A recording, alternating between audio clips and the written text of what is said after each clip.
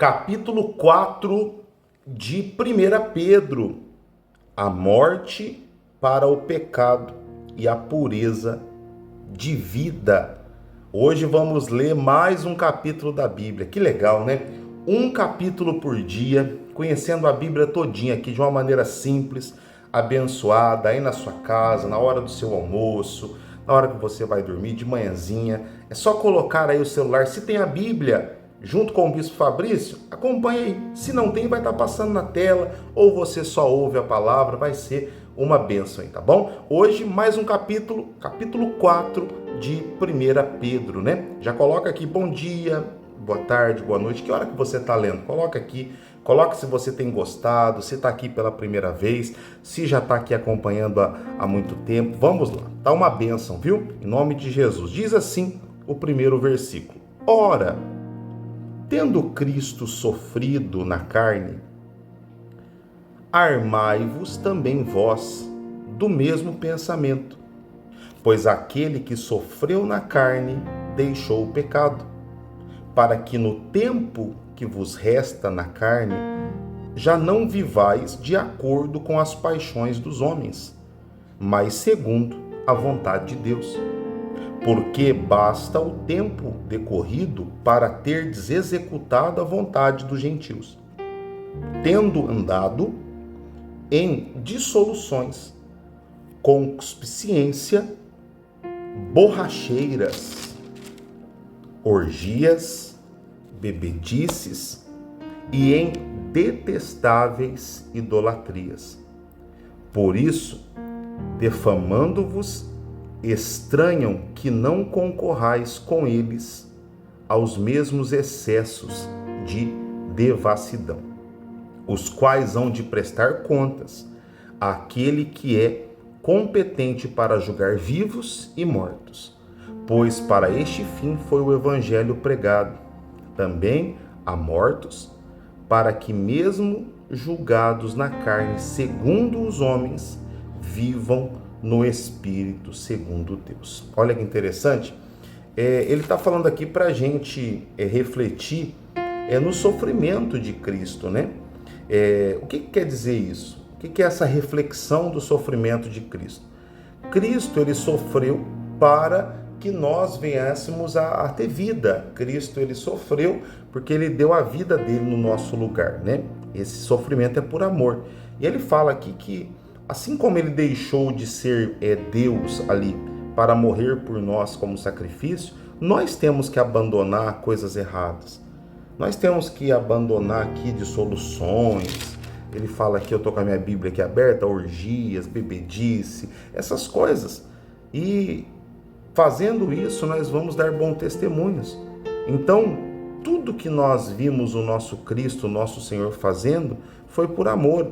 E ele se despiu, né? Porque ele era Deus, ele estava no trono lá com o Pai, no céu. Ele disse, vou lá e vou morrer pelo meu povo. Ele se desvestiu de ser Deus para, por amor, nos salvar. E ele está pedindo para a gente pegar isso como exemplo e deixar uma vida errada, deixar atitudes erradas também, porque é o que ele deseja para a nossa vida, e isso vai ser exemplo para as outras pessoas, tá bom? Versículo 7 tem um título, fala alguns deveres dos crentes, um para com os outros, né? Ora, o fim de todas as coisas está próximo. Sede, portanto, criteriosos e sóbrios a bem das vossas orações.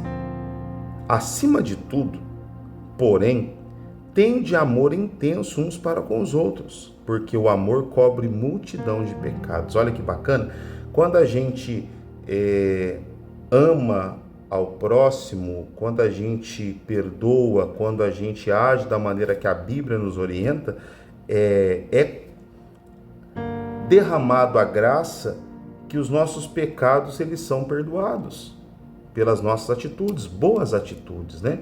O que eu faço para ser perdoado, ô bispo? Se você tem muitas coisas a ser perdoado, seja uma pessoa boa, obedeça a palavra.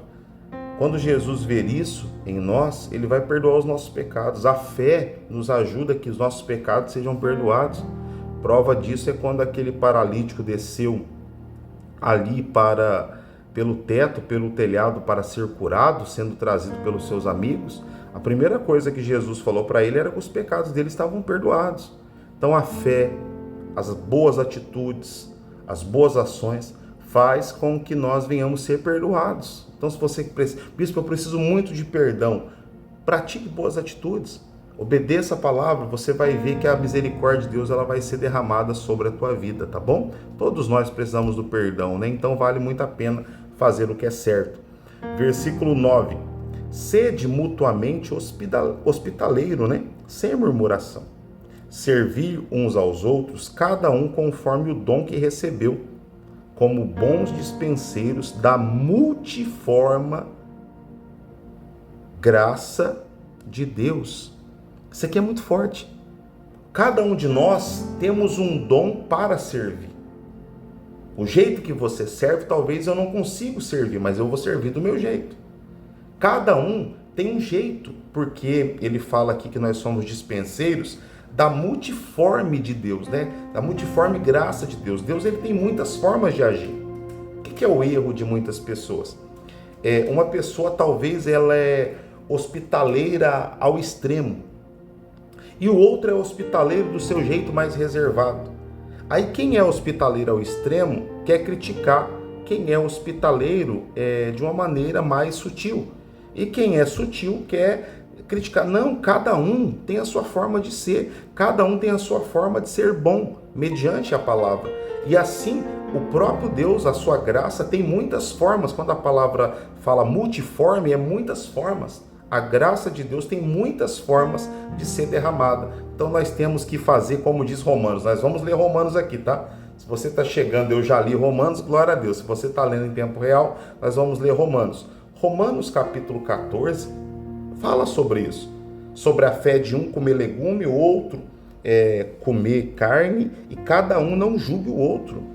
Se nós fizermos assim, vamos ser muito abençoados, tá bom? Versículo 11. Se alguém fale de acordo com os oráculos de Deus. Se alguém serve, faça-o na força que Deus supre, para que em todas as coisas seja Deus glorificado, por meio de Jesus Cristo, a quem pertence a glória e o domínio pelos séculos dos séculos. Amém. Glória a Deus. Versículo 12. O sofrermos por Cristo é privilégio glorioso. Olha que bacana.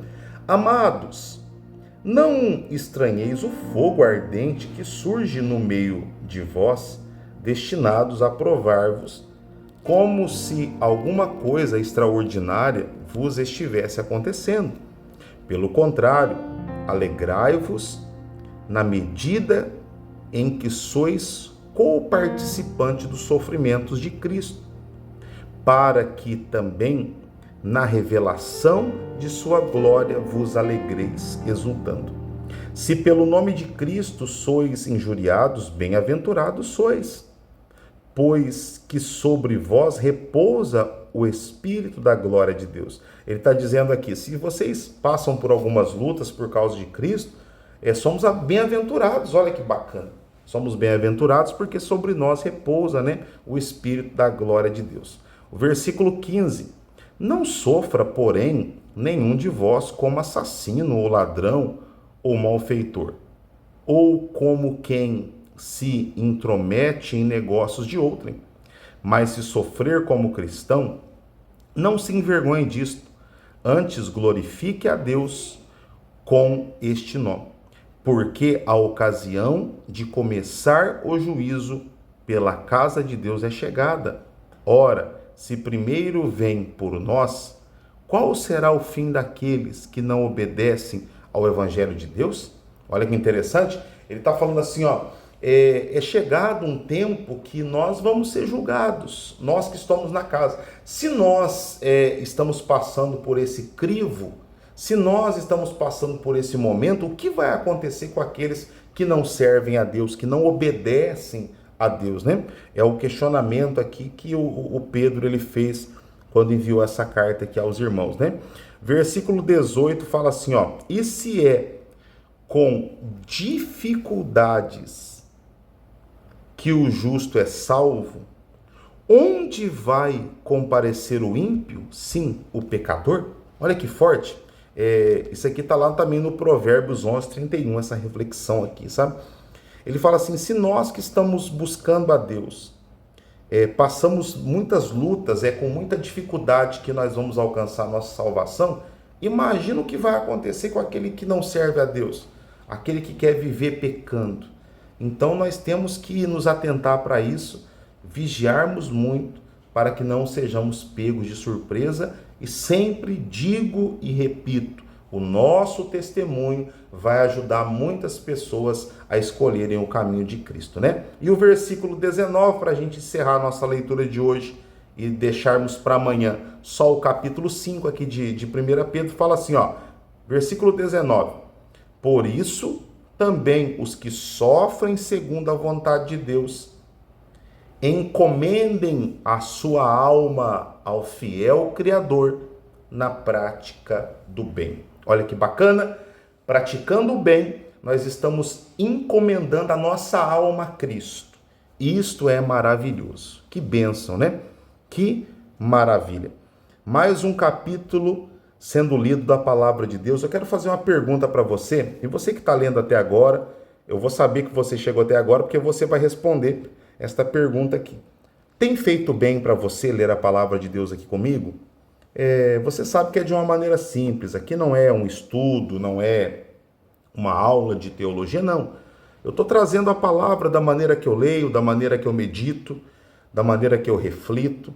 Lógico que eu tenho as minhas meditações, os meus estudos mais aprofundados que eu faço no meu pessoal, só que de uma maneira simples, básica, eu tenho passado para você aqui a palavra de Deus. Tem feito bem para você? Se sim, coloca aqui nos comentários.